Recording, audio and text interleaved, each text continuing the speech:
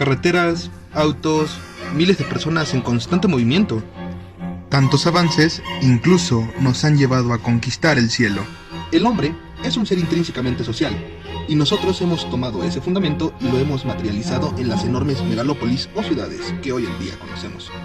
¿Quién no conoce hoy en día uno de los principales centros de concentración masiva a nivel mundial? Por ejemplo, Nueva Delhi, New York, París o Roma.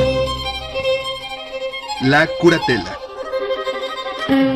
Sin embargo, todas estas enormes ciudades no serían ni siquiera una pizca de lo que son hoy en día sin que hubieran ido evolucionando a lo largo de la historia y el tiempo.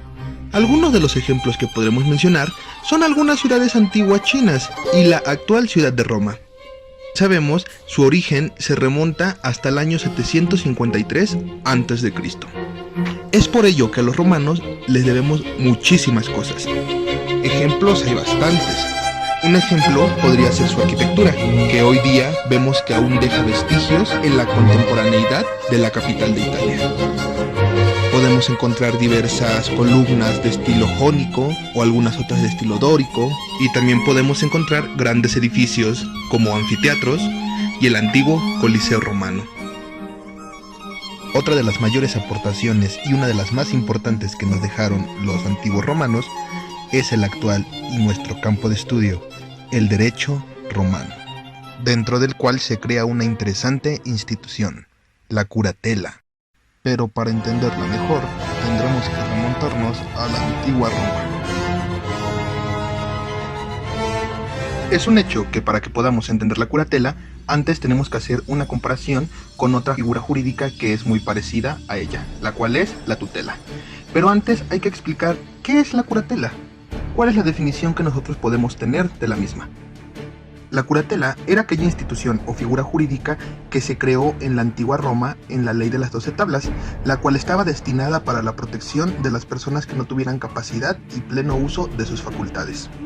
Ahora bien, para entenderlo un poco mejor, abordaremos una comparativa entre la curatela y la tutela. La principal diferencia entre ambas es que la curatela cuidaba los intereses administrativos y económicos. O sea, la curatela se encargaba de proteger el dinero de la persona que estuviera imposibilitada en sus capacidades. Por otro lado, la tutela se encargaba de cuidar a la persona en sí. Otra diferencia que también es bastante destacable es que la tutela era solo para personas de 0 a 14 años, o sea, impúberes. Y la curatela era de personas de 14 hasta los 25 años, que ya fueran púberes. La etimología de la palabra curatela proviene del verbo latino curare, que a su vez deriva de cura, que significa cuidado. Por lo tanto entendemos que curatela significa cura por la parte latina de cuidado y tela siendo analogía para referirse a una institución similar a la tutela. Por ende tenemos que la curatela es la institución que se encarga de cuidar a una persona, refiriéndose a sus intereses administrativos económicos. Dentro de la evolución de la misma se tiene, como ya se mencionó, que su origen fue en la ley de las 12 tablas, donde se consideró a los locos como incapacitados para actuar y por ende tenían que tener a un curador. Al principio solo podían ser curadores los agnados, o séase y entiéndase un familiar con línea consanguínea directa, contrario al cognado, que podría decirse que era un familiar de parentesco político. Posteriormente, el curador ya no solo podía ser un agnado, sino que podía ser nombrado por el pretor sin que hubiera necesariamente un lazo sanguíneo directo. Tiempo después, también se admitió la curatela para los sordomudos, ya no era solamente para los locos. Una de las últimas evoluciones que tuvo la curatela fue durante el derecho justinianeo, ya que después se consideró acreedores para un curador ya no solo a los locos o furiosi, tampoco a los sordomudos, sino también a los mente captis, que si bien eran personas que no estaban en pleno uso de sus facultades, tenían pequeños intervalos o momentos de lucidez, entonces podrían también considerarse a las personas descritas en el derecho justinianeo como los tontos o estúpidos. Una de las últimas evoluciones fue que ya no se permitió al pater familias que estableciera testamentariamente un curador para el furiosi, aunque casi siempre el magistrado coincidía en la elección de curador que había establecido el difunto en su testamento.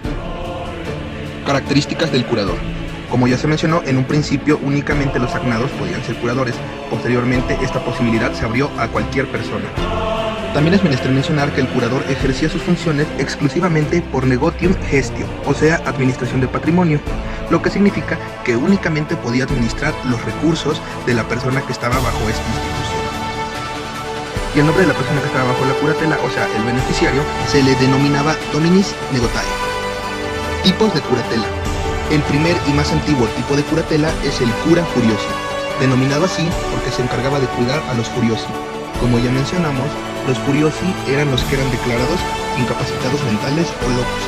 Hay que hacer una distinción entre dos tipos de locos.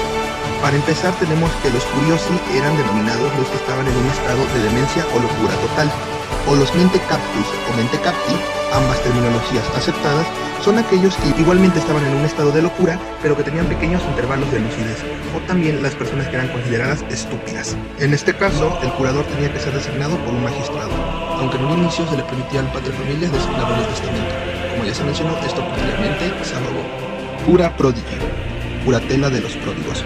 Según la ley de las 12 tablas, se consideró pródigos a aquellos que disipaban, o sea, acababan con los bienes procedentes de la sucesión legítima del padre y del abuelo, o sea, aquellos que eran despilfarradores de dinero.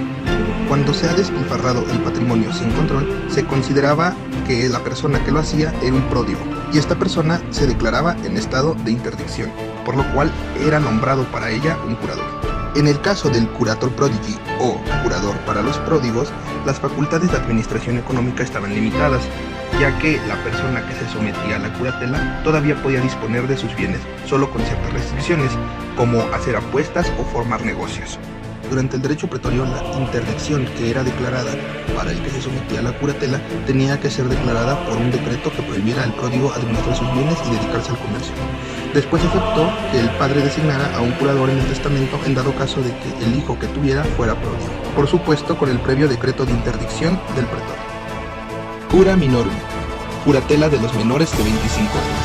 Este tipo de curatela era exclusivamente para los mayores de 14 años y menores de 25. Bien se sabe que antes de los 14 la institución que debía atender a estas personas era la tutela, y esta se perdía con la llegada a la pubertad. Un antecedente que se demostró es que los pubertos de 14 años o más aún no estaban del todo capacitados para ejercer plenamente sus derechos. Otro antecedente es que a finales del siglo II a.C., la Lex Lactoria o Praetorio hizo un juicio público contra aquellas personas que se hubieran aprovechado de la inexperiencia de los menores de 25 años, lo cual tuvo como consecuencia que al final de la República el pretor consideraba la restitutio in integrum a los menores para lograr así la recesión de los negocios injustos por inexperiencia. Esto causó que los terceros no quisieran celebrar actos jurídicos con los menores de 25 a menos que fuera designado un curador, razón por la cual se designó la curatela minorum o la cura minorum. Al principio el menor elegía a su curador, pero bajo el gobierno de Marco Aurelio se concede a los menores un curador permanente, el cual administraba sus bienes. Existe una pequeña excepción que es la venia aetatis, que fue establecida durante el derecho posclásico, la cual establecía que los varones entre 21 y 25 años y las mujeres mayores de 18 podían ser considerados plenamente capaces y en algunos casos el emperador los libraba de la necesidad de un curador. Extinción de la curatela. La curatela podía verse extinta por la muerte del curador o el pupilo, por la capitis diminutio máxima o media del curador o el pupilo, la venia aetatis y por el hecho de cumplir 25 años.